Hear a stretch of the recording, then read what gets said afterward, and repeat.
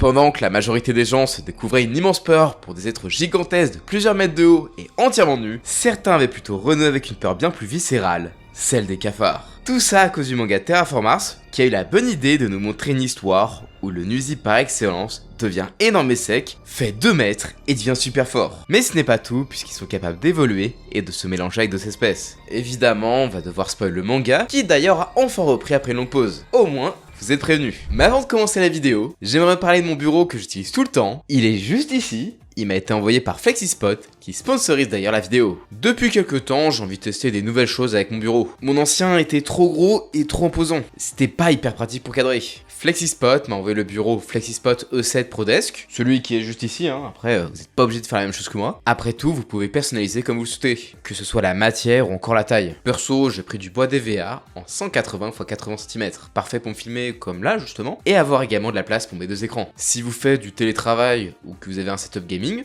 c'est parfait. Avec ça, je peux me filmer debout, par exemple. Ça me permettrait de changer de plan. Parfait pour alterner avec mes bibliothèques. Si vous voulez changer entre debout et assis, par exemple, c'est super simple. Vous avez juste à cliquer sur un bouton pour monter et descendre. Et pour gagner plus de temps, vous pouvez mémoriser la taille pour la position assise ou debout. Ça se fait rapidement en un clic. Là, prochainement, je compte acheter un tapis pour faire de la marche. Et le bureau va être vachement pratique pour bosser debout. Si ça vous intéresse, je mets le lien direct vers le site de FlexiSpot juste en dessous. Allez jeter un œil, il y a plein de modèles et souvent des offres sympas. En ce moment, avec le Black Friday, vous avez jusqu'à moins 50% de réduction. Et en plus, il y a un événement commande gratuite du 28 novembre jusqu'au 1er décembre, avec les 10% de réduction sur le site pendant cette période. N'hésitez pas, c'est le moment de faire votre affaire. Bon, de visu, vous voyez tout ce qu'est un Terraform Mars. Mais comment est-ce qu'on est passé d'une vermine à une saloperie en la musculature de The Rock? Eh bien, Terraform Mars, c'est juste un cafard qui a évolué à cause des expériences de l'être humain initiées au 21e siècle dans le but de coloniser Mars. L'insecte qui n'a pas évolué depuis des milliers d'années a non seulement résisté aux conditions extrêmes de la planète, mais en plus il s'est mis subitement à muter. Résultat, l'humanité doit désormais faire face à des monstres humanoïdes de plus de 2 mètres de haut, capables de se déplacer bien plus vite que nous pour nous briser le cou, d'adhérer au mur, de voler, et bien sûr avec une aversion farouche envers ceux qui ont l'habitude de tuer leurs frères à coups de tatane. Ce sont de véritables machines de guerre. Déjà leurs ancêtres étaient une sacrée force de la nature, capable de survivre à quasiment tout, donc juste tenter de tuer un Terraform Mars de base n'est pas une partie de plaisir. Décapitation, arme à feu, peu probable de pouvoir en tuer un avec ce genre de méthode conventionnelle. Tant que son centre nerveux situé dans son ganglion sous-ophogien est actif, il sera capable de continuer le combat sans ressentir le moins signe de fatigue. Et ça, l'équipe du Bugs One en a bien fait les frais. En plus, contrairement à nous, ils n'ont pas besoin de se nourrir aussi régulièrement. Grâce à leur corps rapideux, ils peuvent tranquillement survivre un mois entier sans rien manger, tout en gardant la même intensité.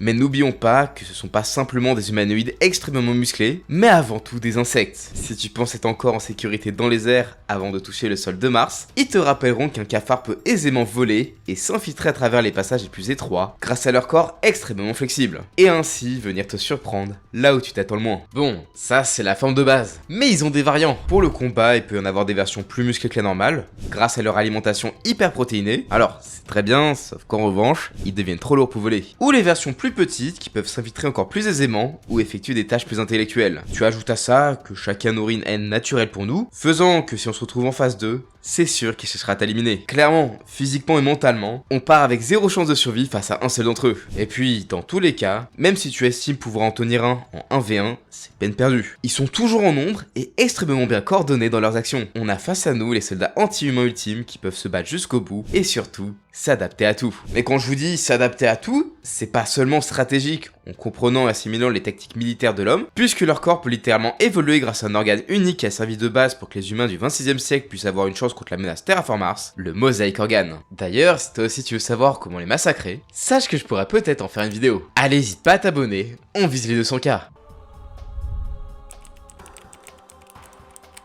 Avec le Mosaic Organe, une simple personne peut avoir accès aux capacités d'autres espèces vivantes et ainsi améliorer leurs capacités temporairement, à condition évidemment qu'il n'y ait pas de rejet. Les plus répandus au début, ce sont les insectes, car ayant une force proportionnelle bien supérieure à nous, une fois mis à échelle d'homme, ils se révèlent être des armes extrêmement puissantes. C'est comme ça qu'on a des humains ayant les capacités d'un criquet pèlerin, d'une fourmi balle de fusil ou d'un scarabée bombardier. Sauf qu'imaginez ce que ça donne sur un cafard, dont la force de base est bien supérieure à l'homme le plus fort du monde, et dont l'opération Mosaic Organe a 100% de réussite. On On a donc le même résultat et en mieux, donnant ainsi les premiers cafards sous opération entomorphique. Grâce à ça, ils peuvent envoyer l'un des leurs subir une mutation pour avoir un pouvoir adapté à leur prochaine manœuvre. Les premiers cas furent se baser sur les corps laissés sur Mars des victimes de la mission Bugs 2, celle du premier tome et du premier animé. La plupart de leurs membres, on va pas se mentir, c'était un peu des rigolos, malgré certaines capacités assez intéressantes. Donc une fois leur pouvoir entre les mains de ces forces de la nature, les affronter, c'est une toute autre histoire. Ça a bien surpris les membres de la mission Annex 1, préparés normalement pour affronter des cafards classiques, qui verront retourner contre eux les armes de leurs prédécesseurs. Cela donne une nouvelle génération de cafards hybrides ayant hérité des traits d'insectes. Désormais on peut dire bonjour à la force monstrueuse du Pinchirensus Infernalis, qui est un véritable tank sur pattes. Vraiment, bon courage pour le mettre KO celui-là, faut y aller de manière très bourrine. Sinon, t'as les sauts et les coups de pied dévastateurs du Criquet Pèlerin. Lui, il était extrêmement dangereux. S'il était tombé sur une autre personne que le personnage principal, ça aurait pu très mal finir. On a également la puissance et les capacités explosives de la fourmi-balle de fusil, la propulsion de la Sten pour te décapiter, le lance-flamme du scarabée bombardier, ou la soie indestructible du Bombig japonais. Un seul d'entre eux constitue un adversaire de taille pour les meilleurs membres du classement Mars. En match-up miroir, ils ont l'avantage. Et sinon,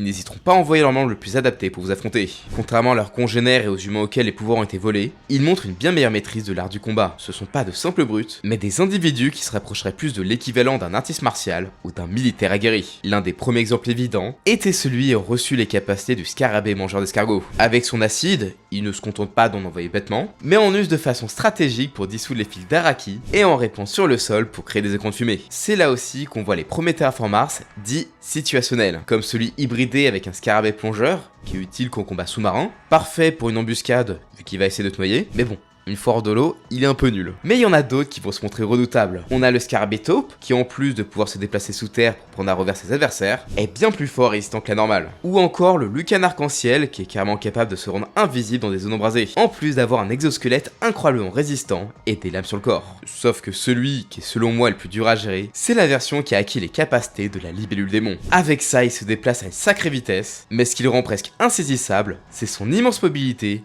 et ses yeux à 28 000 facettes. Avec ça, il est capable de tout capter autour de lui afin d'avoir des déplacements ultra précis sur la moindre inertie. Marche arrière, arrêt instantané, virage serré, il peut absolument faire ce que l'aviation moderne ne pourra jamais réussir. Dites-vous que sur Mars, c'était déjà très dur à gérer sur un terrain plat et dégagé, donc imaginez sur la planète Terre devoir faire face à ce genre d'individus avec seulement l'armement aérien conventionnel. L'apparition de tous ces cafards mélangés à différentes espèces d'insectes ont aussi donné la première structure hiérarchique au sein de leur colonie. Désormais, on peut les différencier des terraforms Mars normaux de par leurs accessoires, comme leur espèce de corps sur le bras, qui sert à distinguer leur grade, ou encore s'ils portent un tissu faisant office de vêtements. Cela ne veut pas dire simplement que ces derniers sont plus forts, mais surtout qu'ils sont plus intelligents et ont un pouvoir de contrôle sur les autres, capables de coordonner rapidement leurs effectifs et s'adapter à toute situation pour acculer l'ennemi. Et le pire, c'est que grâce à leur réussite dans l'art de la guerre et leur possibilité d'hybridation, ils ne vont plus se limiter à celle des défunts membres de Bugs 2, car au fil de l'histoire, plus l'expédition Annex 1 essuyait des pertes face à tout ce beau monde, plus les cafards venaient renforcer leur rang. Là où l'humanité n'a envoyé que 100 personnes qui ne font que mourir un par un, les terraforms Mars, eux, se sont multipliés avec les informations génétiques recueillies de leurs victimes. Ils ont obtenu la connaissance de nouvelles technologies, ainsi que d'une nouvelle base d'hybridation bien plus large, et qui ne se limite plus aux insectes. Scarabée cerf-volant pour renforcer le corps à corps, poisson archer pour devenir un véritable sniper, le cône avec son aiguille empoisonnée, la sèche flamboyante capable de se rendre invisible, l'équiné ses capacités à creuser, l'agressivité et le pelage protecteur du carcajou, ou même poisson-chat électrique. Ils n'auront vraiment aucune peine à voler les armes de se tomber au combat. Et ne pensez pas que les plus forts de l'expédition n'ont qu'à ne pas mourir pour éviter de donner des capacités à l'ennemi, car seulement un bras coupé est largement suffisant pour voler les meilleures capacités,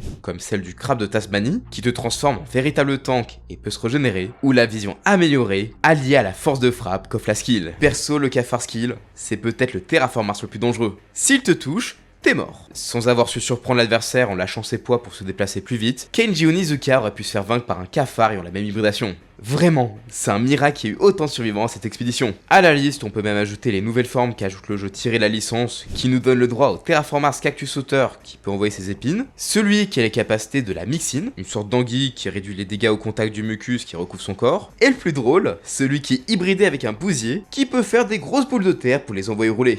D'ailleurs, faut savoir que l'espèce fait même un petit caméo dans Toriko, en vivant au sein du village des yokai dans le monde gourmet. Mais le reste de leur évolution sera lorsqu'ils finiront par envahir la terre de leurs ancêtres. Si vous pensez que c'était fini et on a juste à ne plus revenir sur Mars pour ne pas les croiser, eh bien détrompez-vous. Avant même le tome 2, donc avant même la formation de l'Annex 1, ils étaient déjà parmi nous, en train de préparer leur invasion qui s'annonce totalement à leur avantage.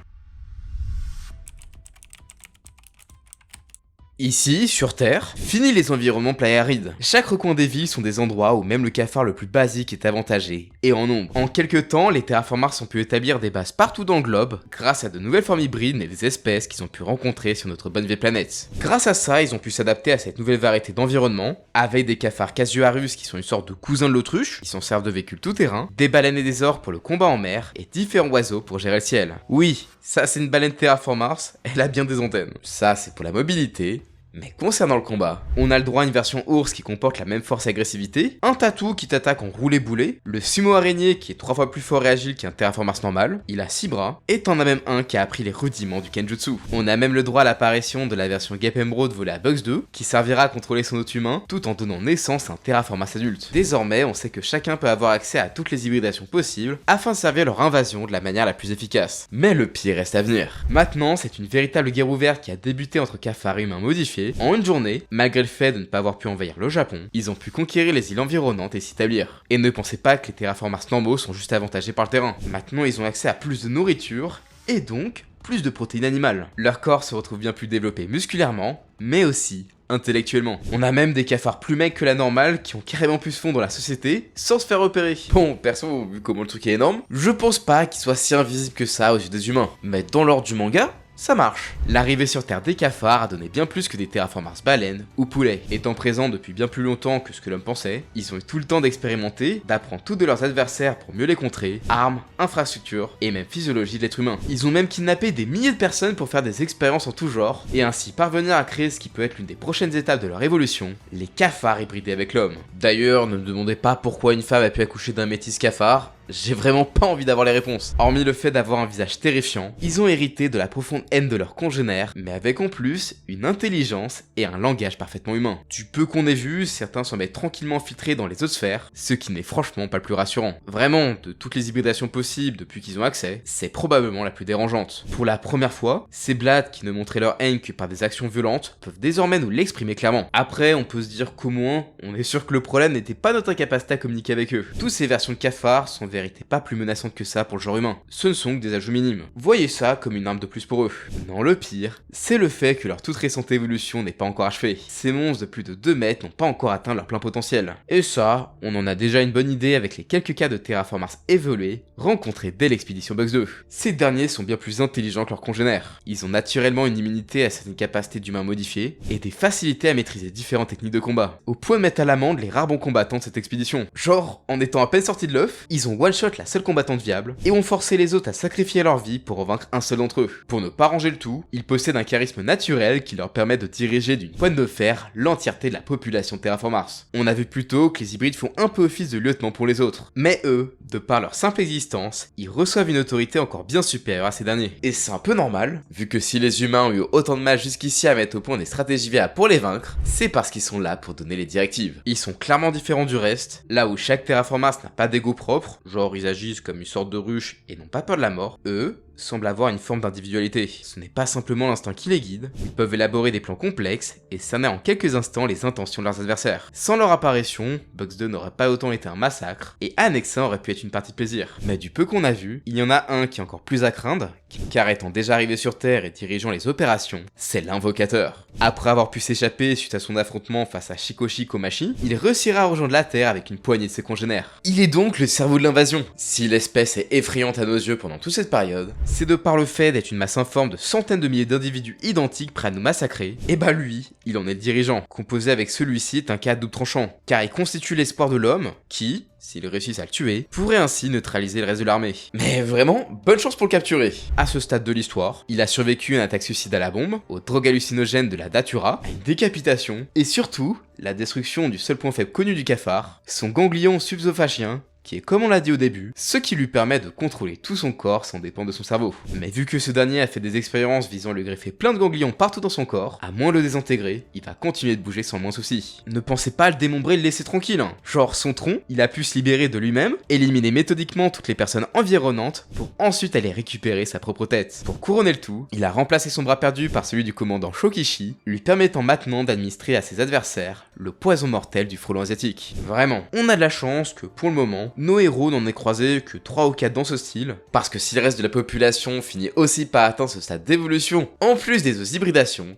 c'est fini pour nous. Sans compter que l'invocateur a noué une alliance avec certaines factions humaines influentes, cela fait de lui un être encore plus imprévisible. Puisqu'il a des relations importantes, il a accès à des technologies avancées, comme des tissus anti-explosion. Oui, comme Taro Sakamoto dans Sakamoto Days. Et avec ses expérimentations humaines qui ont donné naissance à un autre bébé hybride Terraformars et humain, vraiment je crains pour la suite.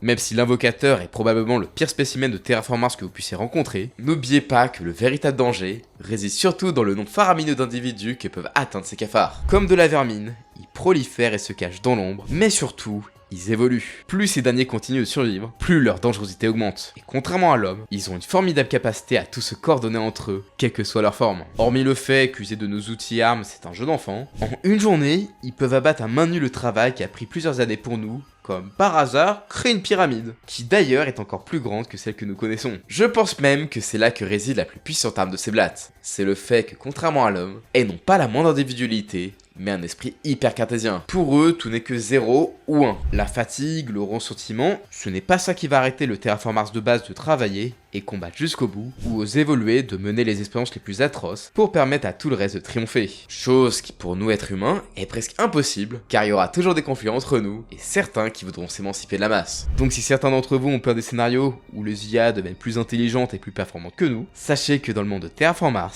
il y a déjà bien pire et terrifiant. J'espère en tout cas que cette vidéo vous aura plu. Dites-moi quelle est selon vous la forme la plus dangereuse. Perso, corps à corps, ça serait la skill. Vraiment, j'ai vu trop de vidéos avec ces bébêtes et je sais qu'ils pourraient faire un carnage. Allez, abonnez-vous, je vous dis à la prochaine, ciao!